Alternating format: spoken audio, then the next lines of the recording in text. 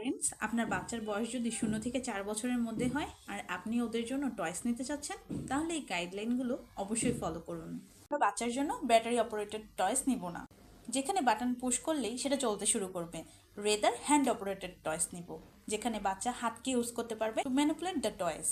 ব্যাটারির ফলে এটা অটো চলতে শুরু করে, ফলে বাচ্চা প্যাসিভ প্লে করতে শুরু করবে। এটার ফলে বাচ্চার অ্যাটেনশন স্প্যান অনেক কমতে শুরু করবে। বাচ্চা ডিপলি এঙ্গেজ করতে পারবে না, ডিপলি থিঙ্ক করতে পারবে না, প্রবলেম সলভিং করতে পারবে না। এটার ভালো দিক অনেক কম ভার্সেস হ্যান্ড অপারেটেড টয়েসের ভালো দিক অনেক বেশি। এর মাধ্যমে আমার বাচ্চা brain development, fine motor skills develop করবে। চাইল্ড সাইকোলজিতে একটা থিওরি আছে, অফ সেন্সরি মোটর ডেভেলপমেন্ট।